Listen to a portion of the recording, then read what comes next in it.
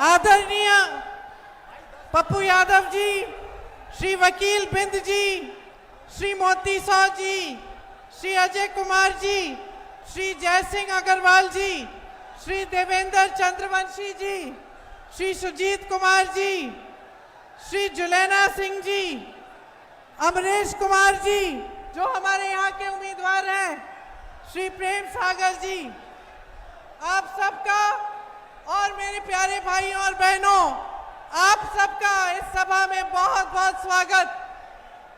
मुझे देर हो गई और आपने इतना समय मेरा इंतजार किया, इसके लिए मैं माफी चाहती हूँ और मैं आपको धन्यवाद भी देना चाहती हूँ।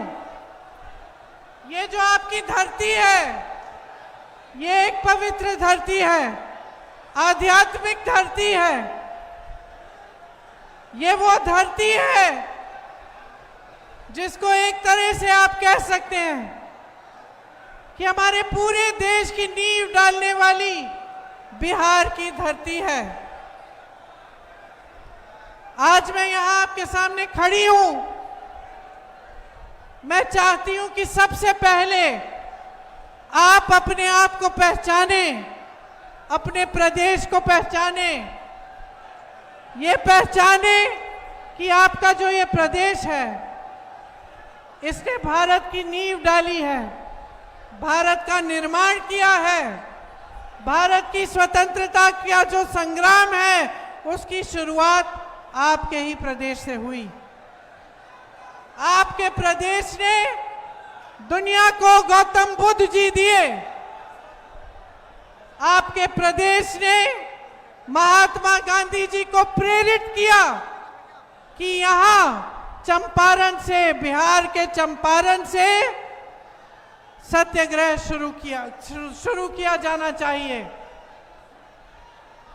आपके ही पूर्वजों ने इस देश की आजादी की लड़ाई लड़ी और एक वो भी समय था जब बिहार को देश का केंद्र माना जाता था, क्योंकि बिहार से बड़े बड़े अधिकारी, बड़े बड़े नेता, इस देश को चलाने वाले लोग यहां से आए थे। यहां की शिक्षा की व्यवस्था अव्वल मानी जाती थी। आईएएस के अफसर, आईपीएस के अफसर, आईएफएस के अफसर यहां से आते थे। ये आपके प्रदेश की महानता थी कि यहां बड़े बड़े उद्योग लगे, यहां से व्यापार भी शुरू हुआ और हमारे देश की जो मजबूती है उसका केंद्र बिहार माना जाता था। आज भी बिहार के नागरिक इस देश भर में फैले हुए इस देश के निर्माण का काम कर रहे हैं। केरल से लेके कन्याकुमारी से लेके कश्मीर तक जहां जहां जाएंगे वहां पे आपको बिहार के नागरिक मिलेंगे। लेकिन आज आपके प्रदेश की परिस्थिति एकदम बदल गई है। आज आपकी ये परिस्थिति है कि देश के सबसे ज्यादा नौजवान यहां बिहार में हैं, लेकिन सबसे ज्यादा बेरोजगार भी बिहार में हैं। सारे नौजवान शिक्षित हैं। गरीब से गरीब परिवार का नौजवान हो, उसके माँ बाप ने संघर्ष करके किसी न किसी तरह उस बच्चे को पढ़ाया है, लिखाया है, लेकिन आज वो बेरोजगार है।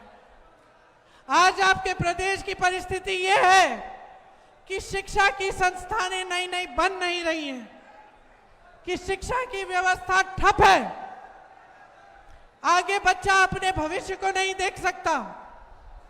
जहां वो पेपर देता है नौकरी के लिए, एग्जाम देता है, परीक्षा देता है, पेपर लीक हो जाता है, घोटाले होते हैं और उन घोटालों में नेता शामिल होते हैं। आज आपकी परिस्थिति ये है कि जहां आपके लहलहाते खेत होते थे, खेतों से किसान कमा पाते थे, आज किसान और खेती से कमा नहीं पा रहा है। दिन रात कड़ी मेहनत करता है, धूप में खून पसीना बहाता है, फिर भी उसकी कमाई नहीं होती, क्योंकि आज खेती का हर सामान महंगा हो चुका है। आपके उपज का दाम नहीं मिलता, आपको जो न्यूनतम समर्थन मूल्य है वो भी नहीं मिलता, खाद नहीं मिलती, सुविधा नहीं मिलती, बिजली नहीं मिलती, आप कमा नहीं सकते खेती से। आज बिहार की ये परिस्थिति है कि छोटे उद्योग जो एक समय में इस देश की रीढ़ की हड्डी थी, आज वो भी ठप हो गए हैं।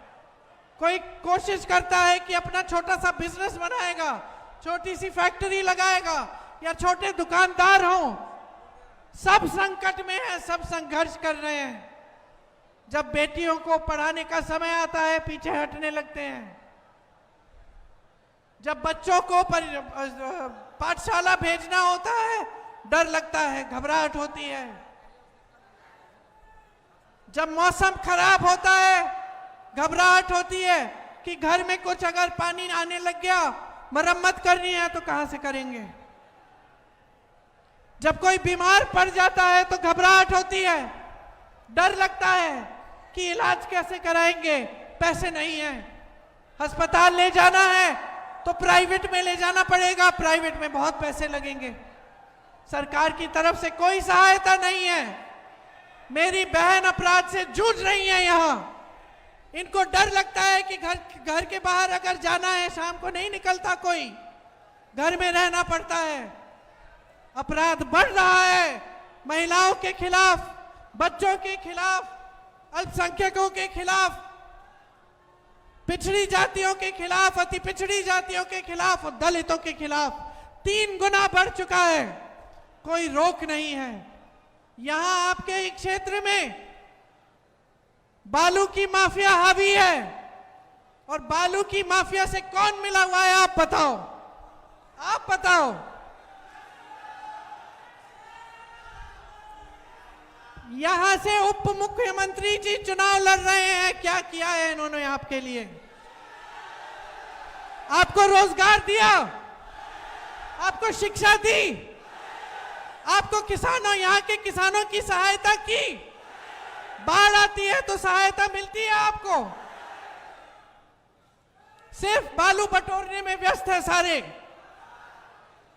ये है आपकी असलियत, और आपको जरूरत नहीं है कि कोई शहर से, किसी दिल्ली से आकर कोई नेता यहां मंच पे खड़े होकर आपको अपनी असलियत बताए। अगर यहां पे रोजगार मिलते तो यहां की आधी आबादी पलायन करके बड़े बड़े शहरों में नहीं जाती।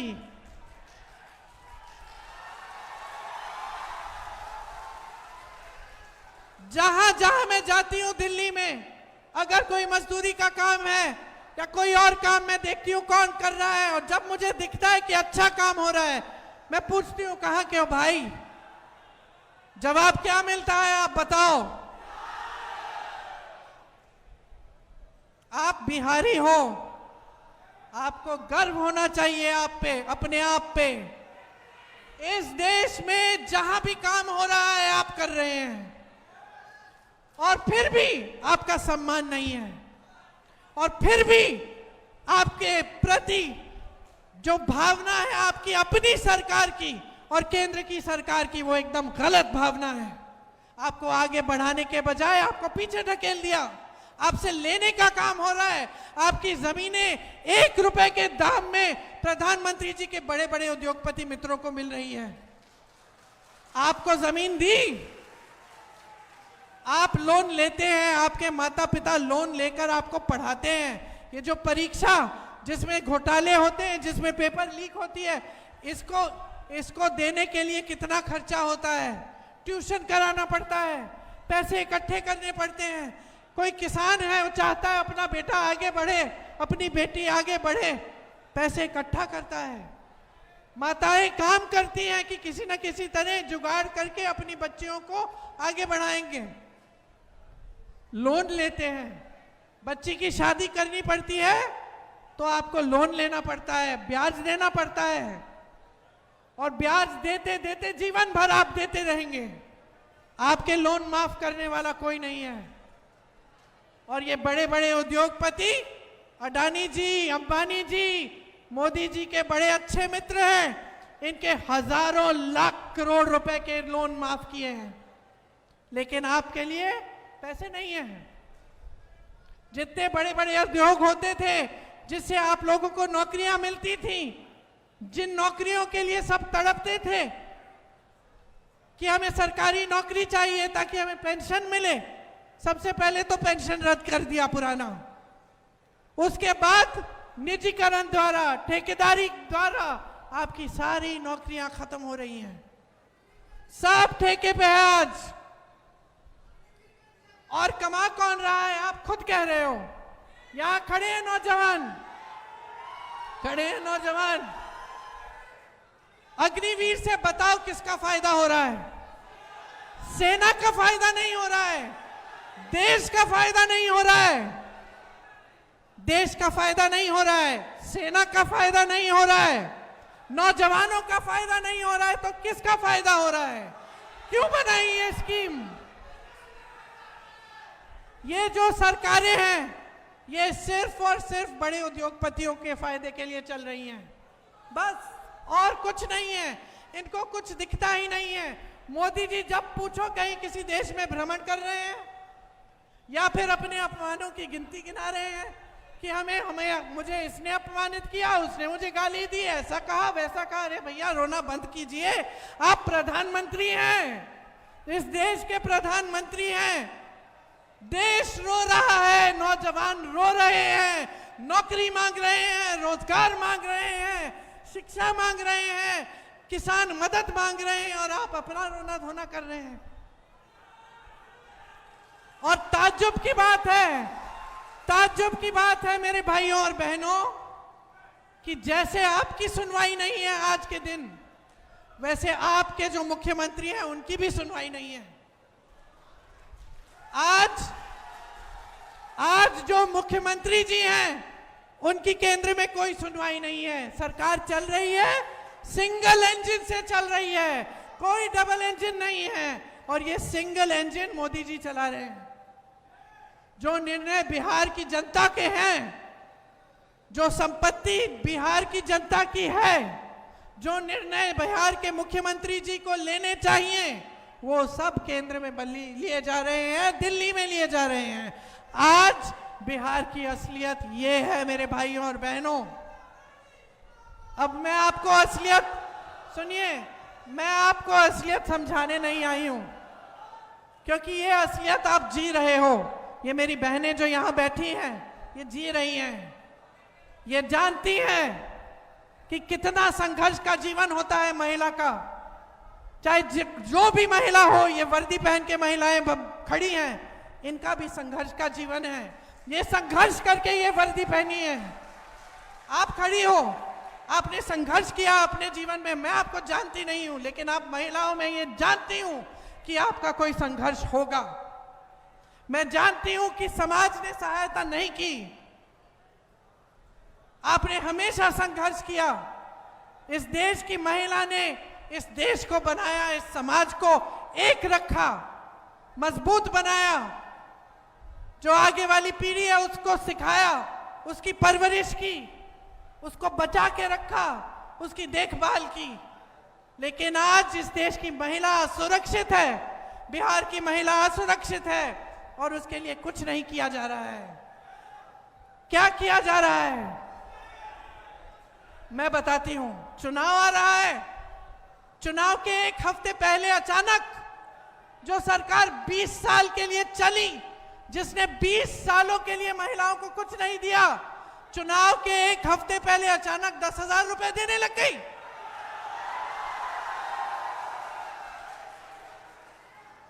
समझे नहीं है ये? क्योंकि महिलाएं जो है ना बहुत समझदार होती है बहन, होती है कि नहीं? बहुत समझदार होती हैं। सबसे ज्यादा विवेक महिलाओं में है। जानती हैं कि 20 सालों से कुछ नहीं किया, मैं तो 20 सालों से संघर्ष कर रही हूं, आज चुनाव आ रहा है तो मुझे 10,000 रुपए दे रही हो, दे रहे हैं। महिला समझती है कि ये क्या है, ये राजनीतिक घूस है और कुछ नहीं है। चुनाव के बाद आपको 10,000 रुपए मिलेंगे या नहीं, इसका कोई भरोसा नहीं है।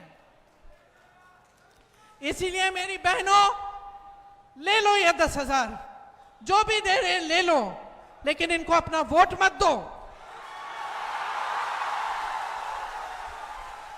और वही बात मैं आपको कह रही हूं, इस देश के नौजवान यहां मेरे सामने खड़े हैं, बिहार के नौजवान जिन्होंने इस देश को बनाया, जो आज बेरोजगार हैं।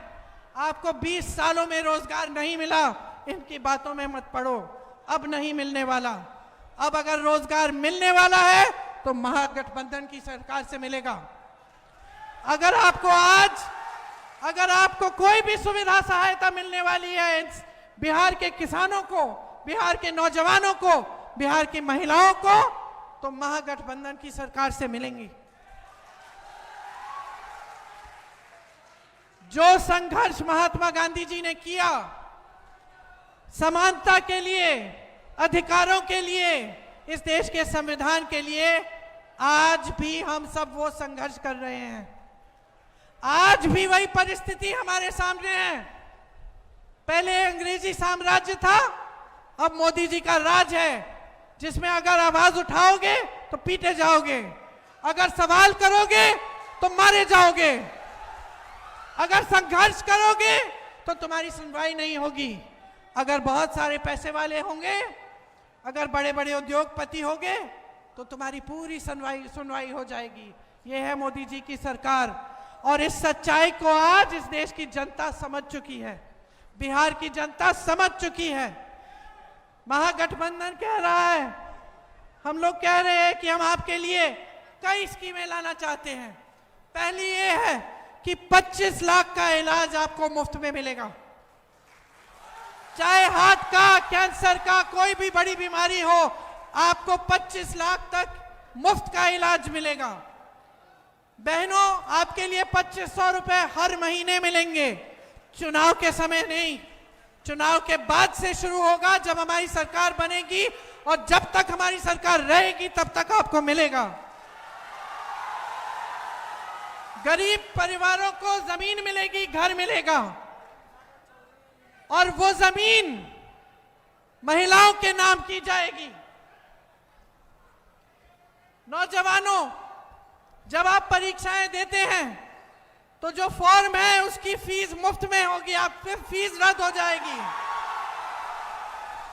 परीक्षा केंद्र में आने जाने का खर्चा मुफ्त का होगा।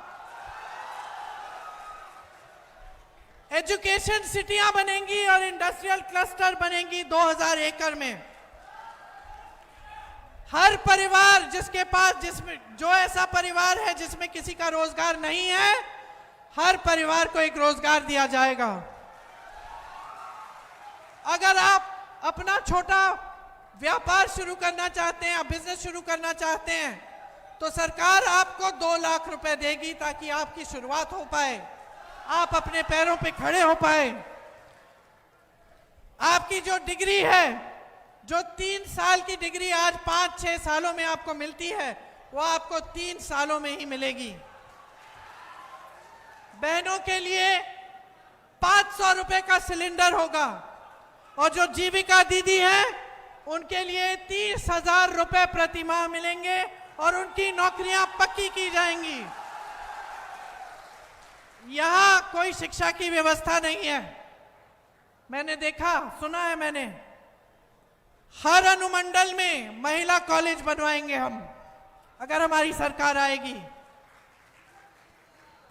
विधवाओं के लिए 1500 रुपए का पेंशन, जो हर वर्ष 200 रुपए बढ़ाया जाएगा, और जो माई बहन की मान योजना है, उसके तहत जैसे मैंने कहा, आपको 2500 रुपए हर महीने महिलाओं को मिलेंगे।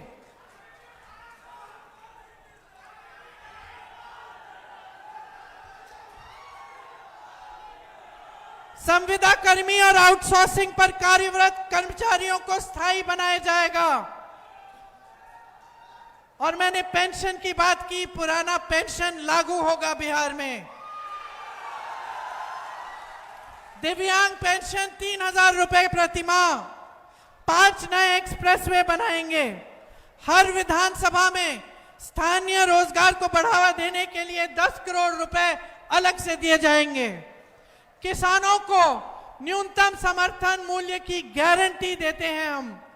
स्थान और मंडी की व्यवस्था दिलवाएंगे, और मनरेगा में 300 रुपए प्रतिदिन आपको मिलेंगे, और काम के दिन दोगुने करेंगे। बिहार में 200 यूनिट बिजली मुफ्त में मिलेगी। पंचायती राज और नगर निकायों में ईबीसी आरक्षण 30% और एससी आरक्षण 20% होगा। अति पिछड़ा वर्ग अत्याचार निवारण अधिनियम बनाया जाएगा, जिससे आप पर जो अत्याचार हो रहे हैं वो बंद हो। और निजी शिक्षा के संस्थानों में भी आपके लिए आरक्षण लागू होगा। ये सब काम हम करना चाहते हैं और करेंगे, और ये खोखली बातें नहीं है। आप देख लीजिए, आप पलायन करके बड़े बड़े शहरों में काम करते हैं। कर्नाटका में देखिए, तेलंगाना में देखिए, आपके जो रिश्तेदार हैं, दोस्त हैं जो वहां काम कर रहे हैं, उनसे पूछिए। ये तमाम चीजें ऐसे लागू कर रखी हैं। कांग्रेस की सरकारों ने, जब राजस्थान में सरकार थी तो 25 लाख का स्वास्थ्य बीमा मिलता था। मैं ऐसे लोगों से मिली जिनके हार्ट की सर्जरियां मुफ्त में हुई थी। रोजगार की व्यवस्थाएं बन रही हैं। आगे बढ़ रहा है वो प्रदेश जहां कांग्रेस की सरकार है, जहां गठबंधन की सरकारें हैं, महागठबंधन की सरकारें हैं। इसलिए यहां पे आप महागठबंधन की सरकार बनाइए, अपने जीवन और अपने भविष्य को बदल डालिए। बहुत हो गया है, बहुत हो गया है। आपने बहुत बातें सुनी है बड़े बड़े नेताओं की, आपने बहुत वादे सुन लिए, सब कुछ देख लिया। अब बदलाव का समय है। बदलाव लाओ, अपना भविष्य मजबूत बनाओ। कांग्रेस के 2 उम्मीदवार आपके सामने खड़े हैं। महागठबंधन के उम्मीदवार हैं विनोद चौधरी जी सिकंदरा विधानसभा के, और अमरेश कुमार जी आपकी विधानसभा के लखीसराय से। आप इनको भारी से भारी बहुमत से जिताइए, महागठबंधन की सरकार लाइए। एक बार जोर से मेरे साथ बोलिए, बिहार की धरती की, बिहार की धरती की, बिहार की धरती की। जय हिंद।